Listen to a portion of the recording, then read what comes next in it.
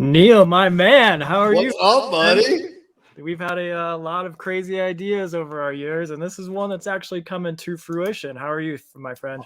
I'm doing good. I almost didn't recognize you. You almost look like that Aaron Kaufman with that big old beard. So Yeah, out here in Colorado, they get me confused for wildland firefighters. gotcha. I have to. So don't mind my eyes or my hands. I'm not sure what to do with them. I'm not sure what to look at. So yeah. Right in the camera, my friend. Right in the camera. What's that background? I got three of them. So what's that background you got going on? That's pretty fancy. Oh, that's my wall of shame. Your wall of shame. Yeah, that's my little wall of shame there. You got your lieutenant badge. I've got my shadow box over here on the floor. I'm still building out my studio as well. So this is just a temporary space in my kitchen till I can move it to the shop. So yeah, tell me about the shop a little bit. I know that's a big part of your life right now. I saw a picture of it already on your Facebook page today. So what's that all about? So the shop was supposed to be my condo in Cancun, but since I acquired one of my dad's other cars and I had purchased another car, I needed some room for them. So I found this little toy box storage shop. I had to buy so I could actually keep my toys in there. Right on. So, really nice man cave. It's actually worked out great. Cool. And you have visited I have that man cave. So I have. Yeah, no, the man cave was awesome. I enjoyed hanging out down there, drinking beers, drinking some vodka lemonades. I mean, let's be honest. While you're hanging out, watching some football games, Olivia enjoyed the fact that there was an upstairs level with like a couch so she could take a nap on. And so, yeah, it's a sweet spot, man. Exactly. So this is called Views from the Backseat, right? So you and I were both firefighters. In full disclosure, this is kind of an introductory episode.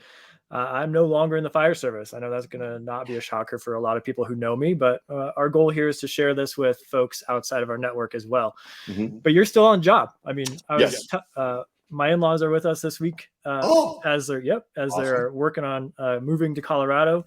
Oh, really? Yeah. And so I was telling them this morning that you and I spent most of our career together, actually. No, we spent our whole career. I mean, you got hired in 2007. I got hired in 2008. We were at Station 18 together, and then we moved to Station 19, and you were my lieutenant captain. And so I've literally spent my whole career with you. That's right. We've had a lot of fun. And so we got to kind of grow up in the fire service together, and you've carried on the legacy after I've exited and moved on to some other things, which we can talk about a little bit as we go along as well. And so I was, as Neil said, I was a firefighter for the same fire department that he was on for a lot of my career. I also did volunteer for a few years before that. So all told, about 13 years in the fire service in the Midwest. And golly, 2008, you're right there. 13 years on the career side. Yeah. So we saw a lot of things. We did some cool things. So how did you get in the fire service? Because you have a little different story than most getting in.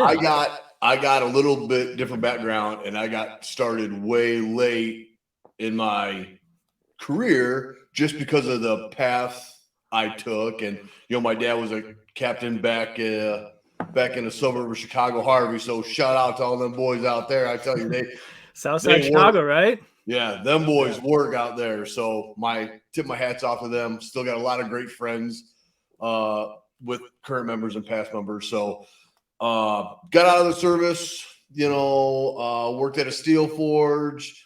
Things didn't quite work out at the steel forge. Got a part-time job, and that part-time job brought me here in Iowa. Always wanted to be, a firefighter because my dad was. Not that I didn't try, back in Chicago, just never got the opportunity. Had a great opportunity with the company came here, and it took me a while, but I wouldn't trade anything for the world to do what I'm doing.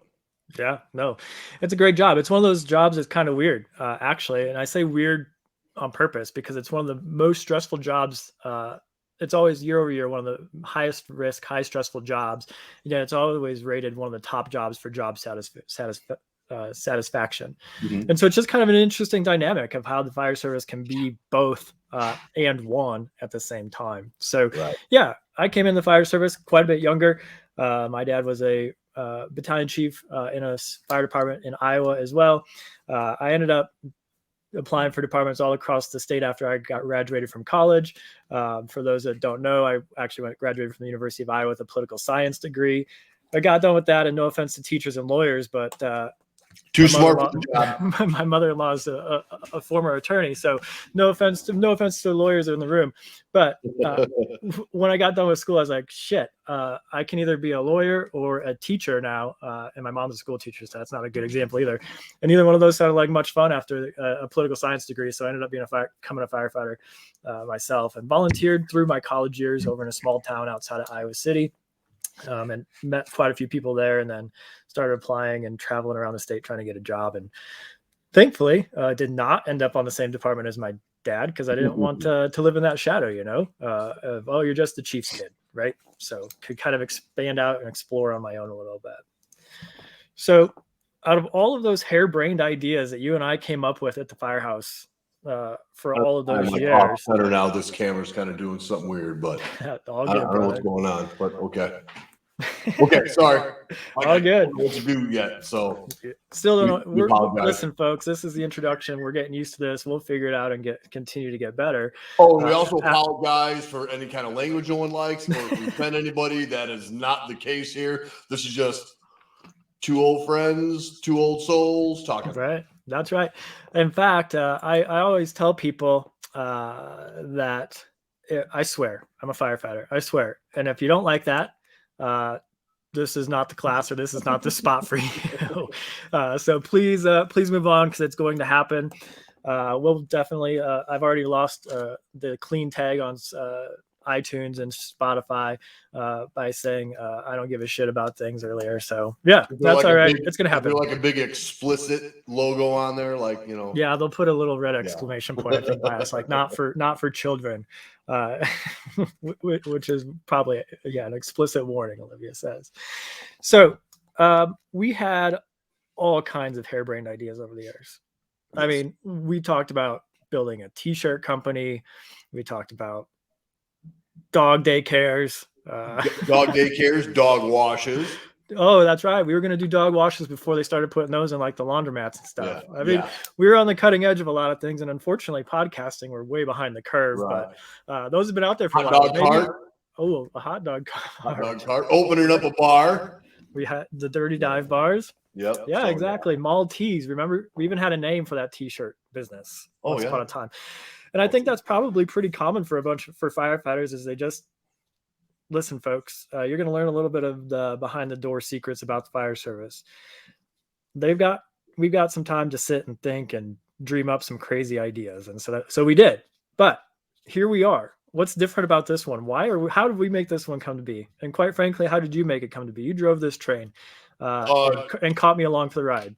Because I was pushed. I've been listening to like webcasts and just hearing people talk, and it's like, you know what?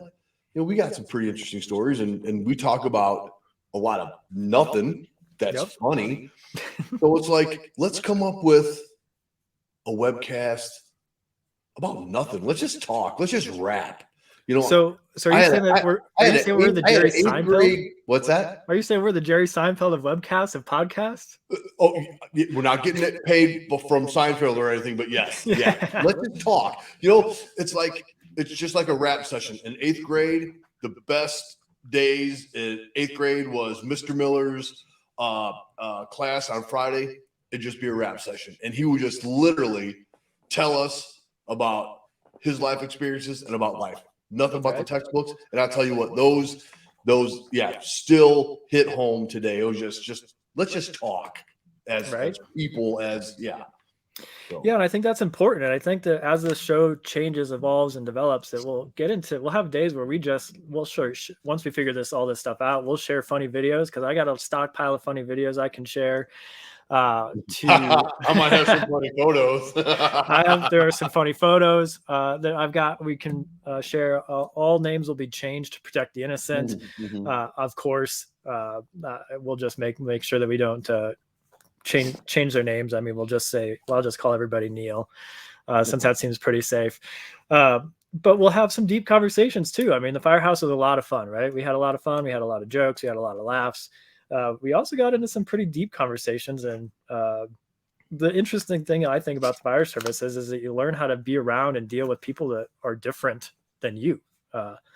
And if you don't, you're going to have a really long career, right? I mean, you have to learn to be brothers and sisters with people that do not think like you, that do not act like you, and yet your literal life is on the line together. And so that's a deep, deep bond.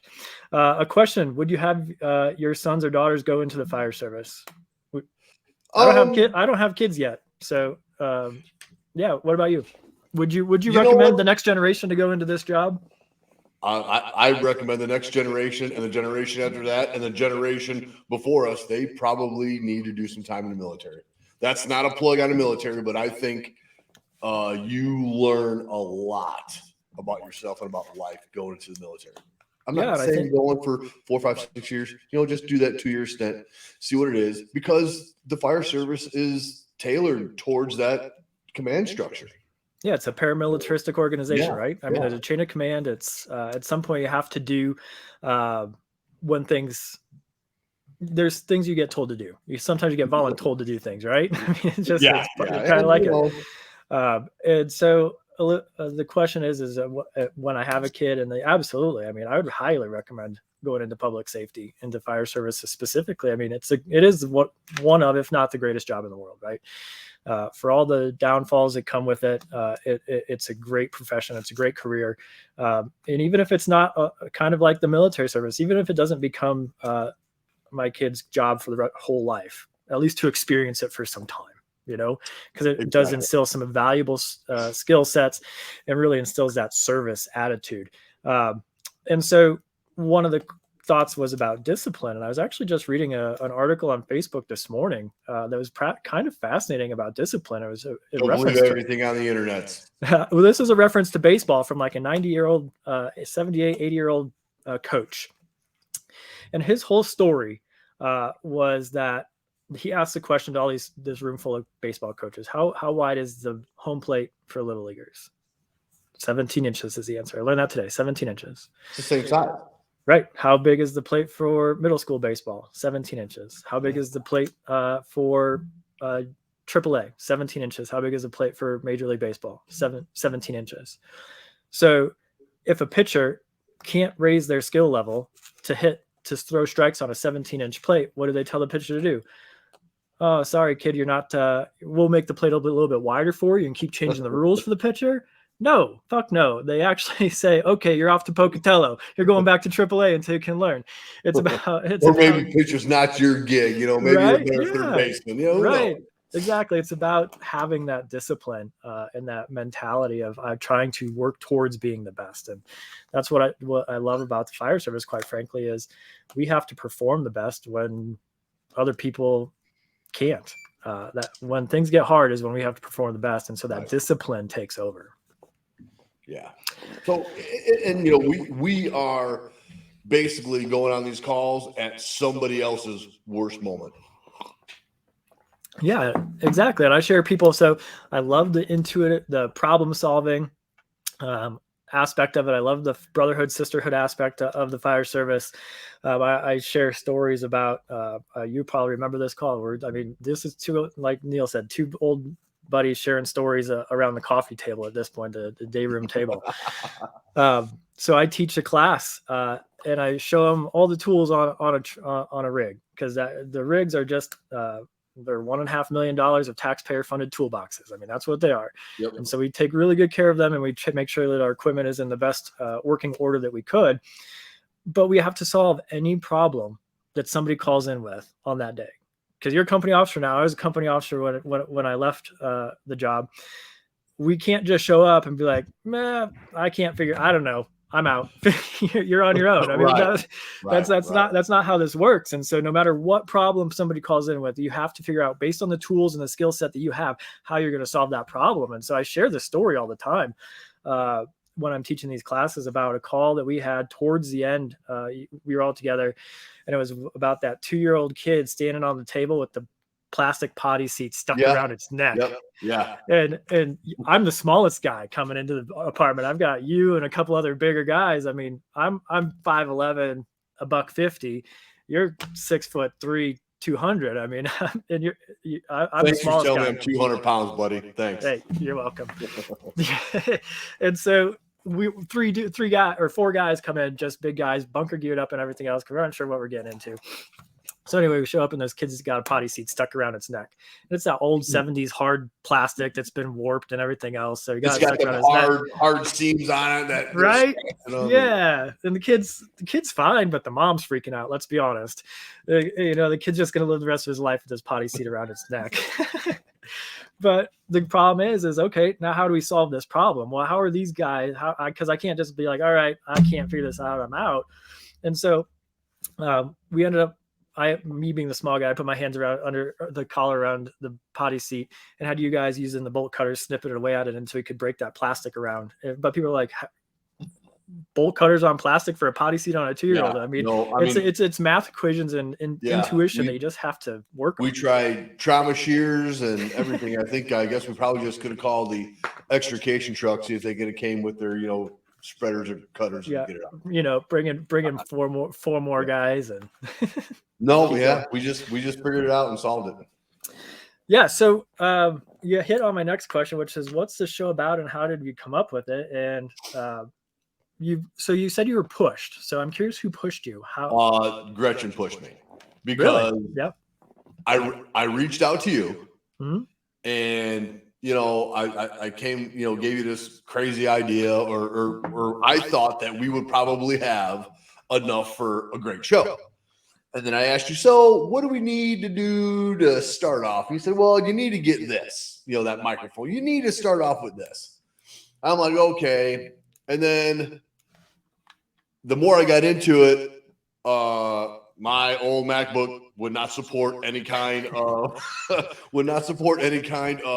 Streamlab, online broadcasting stuff. So went out, had to go get a new MacBook. Was it time? I probably could have got away, but yeah. So because I really wanted to do this, but the more I invested, the more I needed to be pushed. Because I was like, well, if I just cut my losses now, I got a new computer and I got some stuff I can, microphone or whatever I can probably sell. So I was pushed, and fortunately I was pushed, and here's where we are. Yeah. So now we're just looking for 10 likes and 10 follows so we can get this thing kicked off. That's right.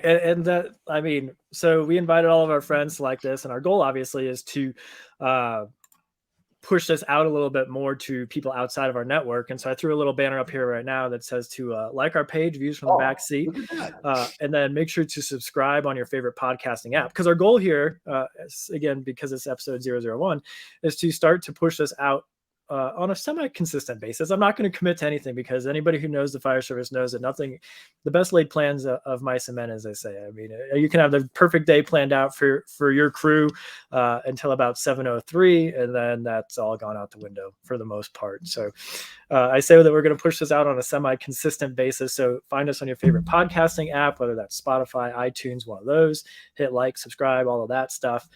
So we can grow this outside of our network, because quite frankly, I'll be honest, I was kind of surprised by the people that liked and followed right away. There are a lot of firefighters that we know, because that's our main circle of friends. But there's a lot of people from, quite honestly, the general public who are just looking for more information about this world, because you see the firefighters and the law enforcement officers responding to calls, but most people don't really get a look behind the curtains, which I don't want to share all the secrets of the fire service, because nobody would ever, I don't know. At least not in episode 001. Yeah, not episode 001. You have to come back for episode like 12 or 13 for the real secrets. But but it's a great job.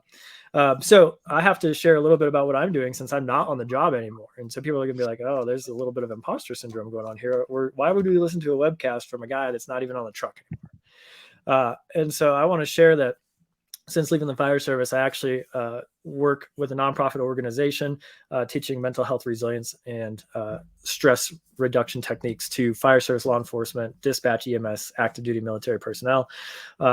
and working on starting up another similar side business like that as well. And so I get to work with and be with first responders damn near every week still, in a teaching capacity. In fact, this last week I was working with dispatchers up in northern Colorado, and had somebody say that I literally changed their lives and because of techniques that they can use with their body to handle and deal with the stress and trauma of the job and to perform at their best as a dispatcher. And so I think that's pretty damn cool. And so I get to pull in a little bit of a different perspective, because having been on the job and now working with people across the country, I've also learned that a firefighter is a firefighter the world around. Meaning that I can, when I hop into a firehouse or at a conference with a bunch of folks, says that I can look and say, oh, that's Joe, that's Neil, that's Eric, that's Jim. I can point people out based on the personality, because similar personalities come to this line of work. And so I see a question that says, what kind of people don't make it in the fire service? Where do you see these questions at? What am I missing?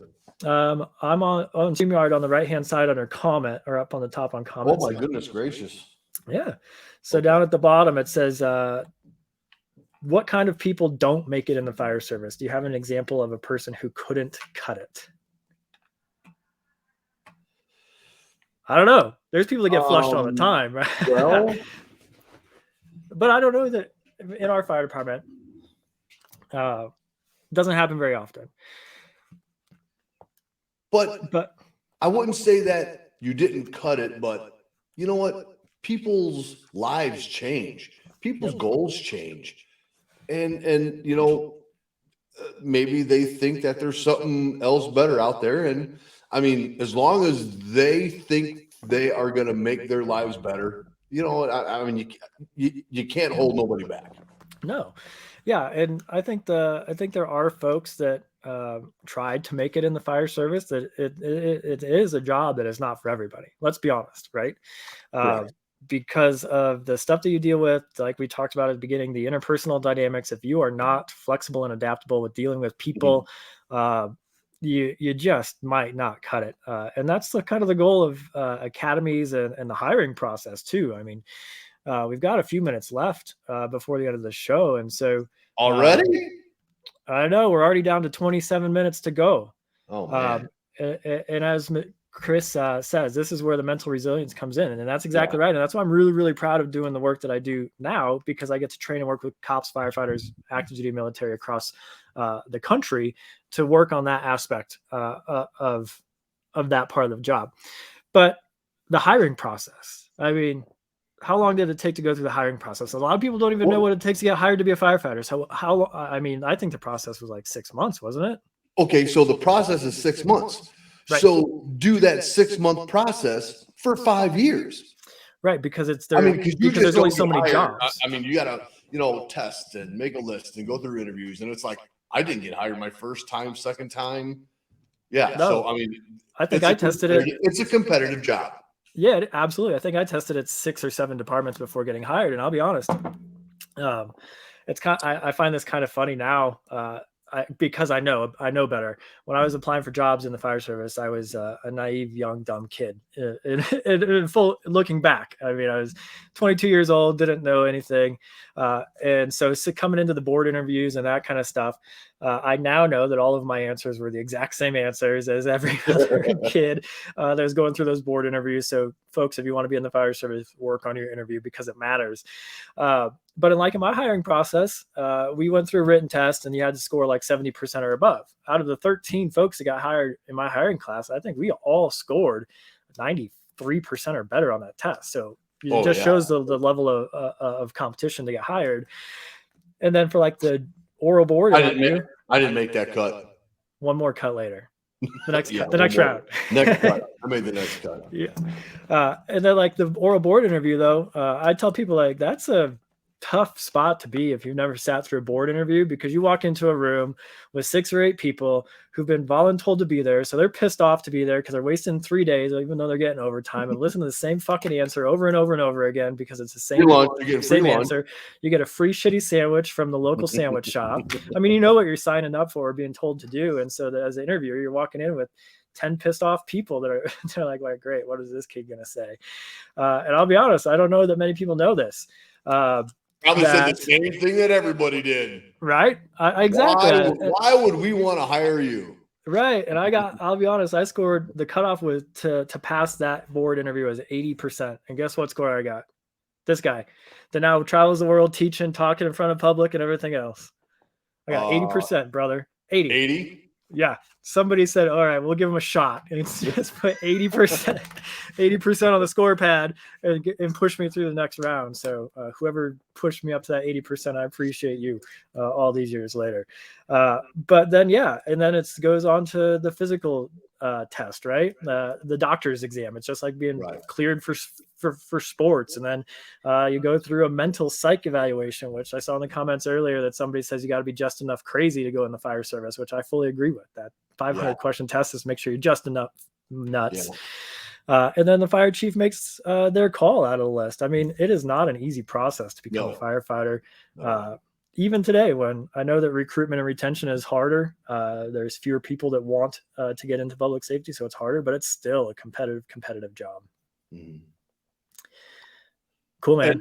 And not only, the fire service, but, I mean, let's not, forget about, the EMS and police. I mean, I mean, oh my goodness. Everyone's working for good, solid, strong people that want to work.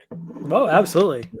Yeah. And my goodness, to be a cop. Shout out to them guys. Yeah. To be a cop right now. I mean, listen, this is a firefighter podcast and webcast. We're going to poke some fun at our brothers and sisters in blue on the other side of the street. Don't get me wrong, but that's a tough job. And you and I have worked with some damn fine people on the other side of the street. Yes. Yeah. We're fortunate enough in the community that you work in and that I used to work in that we really did have a great working relationship with law enforcement, but that's not the case everywhere. I mean, you see stories that there's like turf rivals between fire and police, which I just don't quite understand. We always had that nice, good working relationship. So, my man, can you believe it's been 30 minutes already? You know what? I'm glad we probably put a limit on how we're going to keep these episodes, because I'm pretty sure we can sit here and bore the hell out of everybody. Right. Yeah. And that's kind of the goal, I guess, is to keep people bored or keep people entertaining coming back. So I'm playing with the little banners again. So I see that. I'm glad you know how to do that, because I'm out. Yeah. So I have to hold up a sign. like share this page. So. Yeah. Speaking of holding the signs, have you seen the movie Love Actually, where they have like the pictures on the words written and they like to change the cards so that people, like, he shares a message, listen to the radio? I have to show. I'm sorry. Is that a porno? No. Oh, Love Actually. I bet Love Actually has been turned into a porno more than once, if I were to check. Somebody throw that in the comments, see if Love Actually has been turned into a porn or not. But our goal here is to keep these short, keep them consistent, so that we can just kind of dive into different topics of the week, things like that. That I love for people to share in the comments or to on our Facebook page of what you want us to see, what you would like to see us discuss in upcoming shows, right? Because we've got all kinds of stories and we can laugh and we can cry together all day long. Let's be honest. Let's be a little vulnerable. We've shared both. I mean, we can share war stories, or we can sit and solve the world's problems at the kitchen table. We've done all that, right? Yeah. So it looks like Facebook is getting ready to kick us off, unfortunately. So but it's waiting for a signal, so we'll cut the ending off here when we put it up on the podcast. But my friend, my brother, this is fantastic. I'm very curious and interested to see who all follows us and likes us. Darn well that you're going to get some comments at the firehouse over this. So hopefully all is well. That's fine. This is something I wanted to do, and I couldn't find a better brother to do it with. We just need to make it happen, man. Absolutely. Well, you and I will talk again soon and share our conversations with our friends out there coming up. But Neil, it's been a pleasure. Stay safe, stay well. And we will talk to you again soon. Love you, brother. All right. Love you. Bye, everybody.